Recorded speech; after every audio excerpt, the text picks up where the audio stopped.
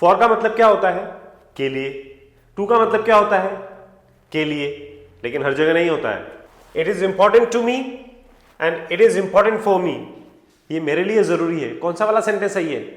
First वाला, second वाला, या दोनों सही हैं? क्या डिफरेंस है दोनों में? He didn't do good to me and he didn't do good for me, उसने मेरे लिए अच्छा नहीं किया। कौन सा वाला सही है? फर्स्ट वाला, सेकंड वाला, या दोनों सही है? चलिए आज आपका ये सारा कंफ्यूजन दूर करते हैं माय डियर फ्रेंड्स। मेरा नाम है लोकेश माहेश्वरी और आज मैं आपको बताने वाला हूं कि टू और फॉर को कैसे यूज किया जाता है, किस तरीके के सेंटेंस में यूज किया जाता है। शुरुआत करते हैं हम यहाँ पे सबसे पहले टू की, कि टू को कहां पे यूज किया जाता है। जब कोई चीज या जानकारी किसी को दी जाती है, जब कोई भी चीज किसी को दी जाती है या कोई इंफॉर्मेशन किसी को दी जाती है, कोई जानकारी किसी को दी जाती है, यानी कि मूवमेंट या डायरेक्शन को दिखाने के लिए, कोई भी मूवमेंट हो रहा है या कोई डायरेक्शन को दिखाने के लिए हम यहां पे टू को यूज करते हैं। तो it is used when something is moved, transferred और डायरेक्टेड। ध्यान दीजिएगा, मूव्ड, ट्रांसफर्ड और डायरेक्टेड टुवर्ड्स समवन और समथिंग, यानी कि किसी को या किसी की तरफ जब डायरेक्ट किया जाता है तो वहां पे टू को यूज करते हैं। देखिए, I gave the book to Ramesh. अब मैंने किसको दी बुक? रमेश को। तो यहां पे क्या हुआ? बुक ट्रांसफर हुई कहां से? मेरे से रमेश तक। तो that is from me to Ramesh, यानी कि जब हम किसी चीज को ट्रांसफर की बात कर रहे हैं यहां पे। Next is she said hello to me. उसने मुझे क्या बोला? हेलो बोला।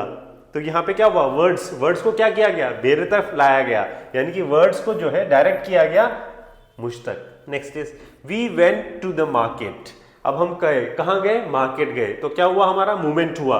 कहां पे हुआ मूवमेंट? मार्केट हुआ। तो that is movement towards the market. Next is, can you explain this to me? Now, can you explain this to me? अब explanation जो है कहां पे आ रहा है? मेरे पे आ रहा है, तो मुझ पर डायरेक्ट किया गया है। तो explanation is directed to me. Please send this message to your friend.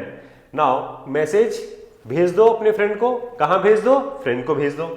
Message कहां जा रहा है? फ्रेंड को जा रहा है। तो message is going to the friend, तो यहां पे उस तरफ जा रहा है। तो यानी कि जब कोई भी चीज या जानकारी किसी को दी जाती है, यानी कि कोई मूवमेंट या डायरेक्शन दिखाने के लिए हम टू को यूज करते हैं यहां पे। जैसे टू रमेश, तो दैट इज रमेश को। टू मी, मुझे। To the market, that is again direction को दिखा रहा है, ये मूवमेंट को दिखा रहा है। And to me, directed to me. And to your friend, यानी कि अपने फ्रेंड को। Next we have is to का सेकंड यूज आता है। This is the second use of to. It is used before a verb, यानी कि verb से पहले कैसे यूज करते हैं। वर्ब का मतलब होता है क्रिया, एक्शन, कोई भी काम, उस काम से पहले कैसे यूज करते हैं हम वर्ब को। अब ये हमें दिखाता है, इट शोज पर्पस, इंटेंशंस और एक्शंस, यानी कि कोई पर्पस, कोई उद्देश्य, कोई इंटेंशन मतलब इरादा, या कोई एक्शन, कोई भी काम को दिखाने के लिए कैसे करते हैं। देखिए, I want to eat something. अब मैं, आई वॉन्ट मतलब तो मैं चाहता हूं, अब मैं कुछ खाना चाहता हूं, तो ये क्या है यहां पे? What is this?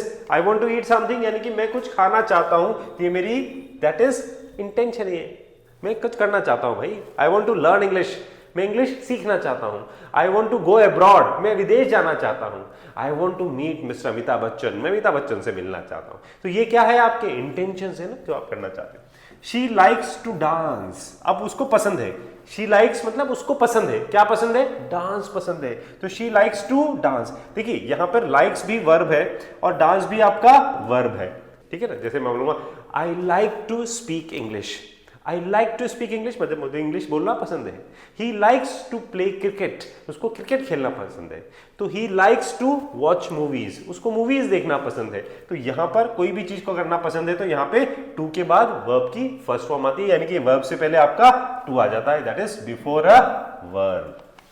कोई भी एक्शन करना जो पसंद है, यहां पे बात किसकी हो रही है? कोई भी डांस करना पसंद है, खेलना पसंद है, बात करना पसंद है, घूमने जाना पसंद है, कुछ भी चीज को करना पसंद है, तो वो एक्शन की बात हो रही है। ही केम टू हेल्प मी, अब वो किस लिए आया? मुझे हेल्प करने के लिए आया। ये उसका क्या था? उद्देश्य था, पर्पस था ये उसका। तो दैट इज ही केम, वो आया, क्यों आया? टू हेल्प मी, मुझे हेल्प करने के लिए आया भाई, दैट वाज हिज ऑब्जेक्टिव, ये उसका पर्पस था। तो he came to help me. They are going to watch a movie. They are going to watch a movie. यानी कि वो मूवी देखने जा रहे हैं. They are going to watch a movie, right? And I need to talk to you.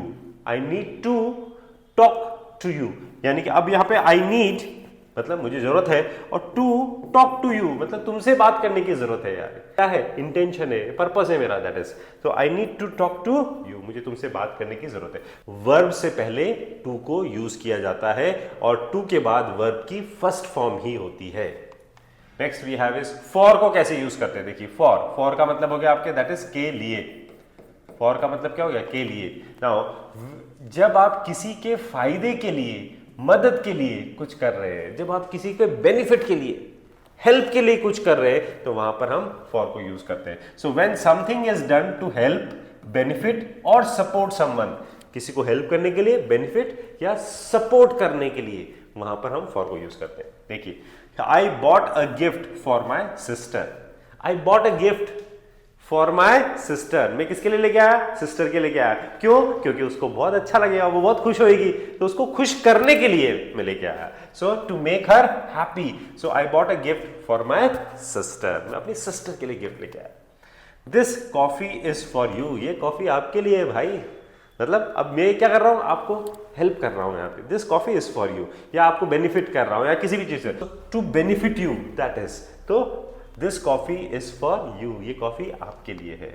He did the homework for his younger brother, he did the homework for his younger brother, यानी कि उसने जो homework है उसके छोटे भाई के लिए किया, तो उसके भाई के लिए किया मतलब उसको क्या किया, उसने हेल्प किया ना, सपोर्ट किया, तो he did the homework for his younger brother, तो उसको हेल्प करने के लिए। Next, I will cook dinner for the family, यानी कि मैं फैमिली के लिए डिनर बनाऊंगा, अब बिना बनाऊंगा तो यानी कि कुकिंग क्या कर रहा है, फैमिली को क्या कर रही है, हेल्प कर रही है, बेनिफिट कर रही है, तो cooking to benefit them, so that is I will cook dinner for the family. Next is she open the door for the old man, अब उसने बूढ़े आदमी के लिए दरवाजा खोला, अब क्यों खोला, क्योंकि वो बूढ़ा था तो उसको हेल्प करने के लिए, तो उसने हेल्प करने के लिए क्या कहा, she open the door for the old man, तो एक्ट ऑफ हेल्प आ गया यहाँ पे। तो फॉर कब यूज होता है, देखिए my dear friends, it is used when something is done to help, benefit और सपोर्ट समवन, तो वहां पे के लिए हम फॉर को यूज करते हैं, सिंपल है। चलिए आगे बढ़ते हैं, अब यहां पे कंपैरिजन देख लेते हैं फटाफट। I gave the pen to Ravi, अब मैंने पेन दिया, किसको दिया, रवि को दिया, ठीक है ना, तो क्या हुआ है, मूवमेंट हुआ ना, that is she sent an email to her boss, उसने ईमेल भेजा, कहां भेजा, अपने बॉस को भेजा।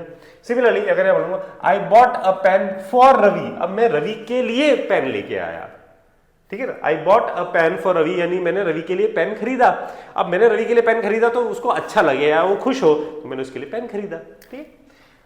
She sent an email to her boss, उसने अपने बॉस को ईमेल भेजा, and she wrote the report for her boss, उसने रिपोर्ट जो है बॉस के लिए लिखी, जिससे कि बॉस खुश हो जाए, बॉस को हेल्प हो जाए, तो उसने जो रिपोर्ट है वो बॉस के लिए लिखी।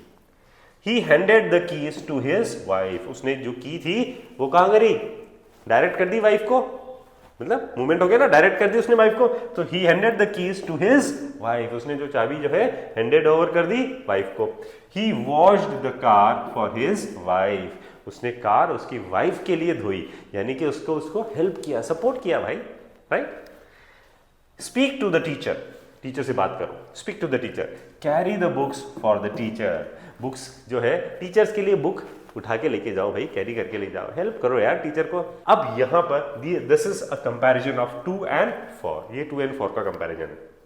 तो यहां पे it is important to me, इसका मतलब क्या हो गया, it is important to me, इसका मतलब हो गया ये मेरे लिए मायने रखता है, it is important to me, ये मेरे लिए मायने रखता है।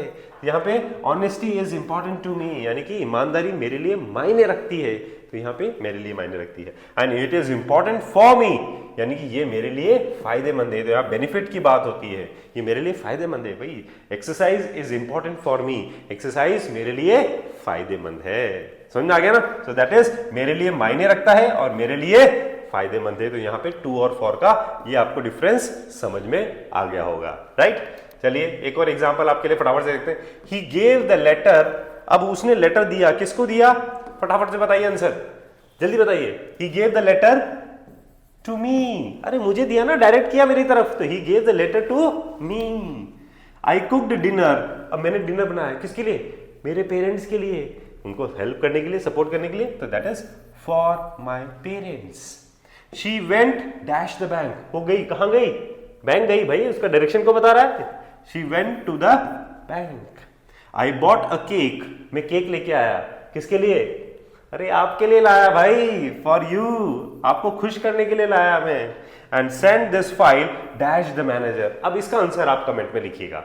आई want you to write the answer of this question. इस क्वेश्चन का आंसर आप कमेंट में जरूर लिखिएगा। एंड माय डियर फ्रेंड्स, अगर आपको एक वीडियो अच्छा लगा हो तो इसको लाइक, शेयर और सब्सक्राइब करना मत भूलिएगा। हम आपके लिए इसी तरह से अच्छा कंटेंट लेके आते रहेंगे और आपके सारे कंफ्यूजन्स क्लियर करके आपकी फ्लुएंसी अचीव करने में आपकी हेल्प करेंगे। My dear friends, keep learning, keep practising and keep sharing. Have a nice day.